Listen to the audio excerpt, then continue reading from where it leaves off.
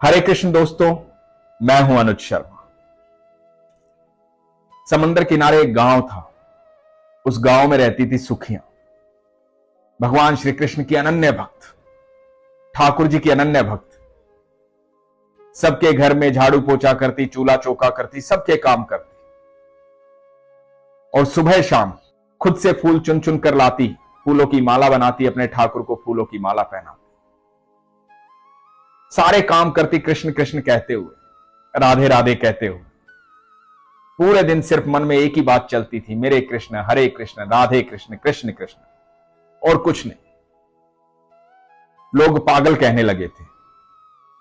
जब भी जिससे मिलती, राधे राधे, कृष्ण कृष्ण, हरे कृष्ण, बस ऐसे ही रहती थी।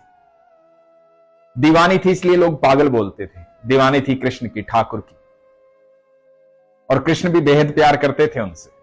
सुखिया भगवान श्री कृष्ण की इतनी अनन्य भक्त थी कि सब लोग कृष्णाबाई बोलते थे।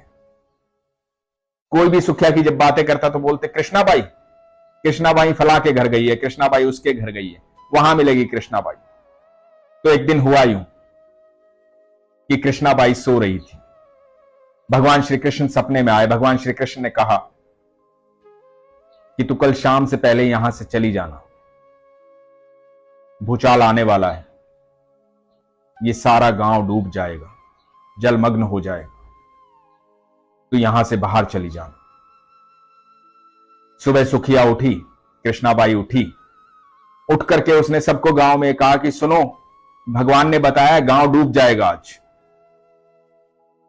यहां से सब चले जाओ, ये गांव डूबने वाला है, भगवान ने बताया है। सबके घर में जा जाकर के बताया कि गांव डूबने वाला है, यहां से चले जाओ, भगवान ने मुझे बताया है। लोग तो पहले से ही पागल बोलते थे, दीवानी बोलते थे। लोगों को लगा कि लो, ये पागलपन की पराकाष्ठा है। अब ये भविष्यवाणी भी करने लगी, गांव डूब जाएगा, चले जाओ यहां से। तो सबने कहा कि कृष्णा तू ही चली जा यहां से, हम तो यहीं रहेंगे। कृष्णाबाई को तो भरोसा था, क्योंकि ठाकुर जी ने जो कहा था। एक बैलगाड़ी वाले को बुलवाया। बैलगाड़ी वाला भी भगवान श्री कृष्ण का अनन्य भक्त था। वो कृष्णाबाई की बात पर विश्वास करता था। सारा सामान लादा और बोली चल भैया, इस गांव से बाहर चलते हैं। जब गांव से बाहर जा रही थी तो सब लोग उसका मजाक उड़ा रहे थे। सब कह रहे थे पागल हो गई है, कहां जाएगी गांव छोड़ करके, तेरी मर्जी, जा तू चली जा, हम तो यहीं रहेंगे, देखते हैं गांव डूबेगा कि नहीं डूबेगा।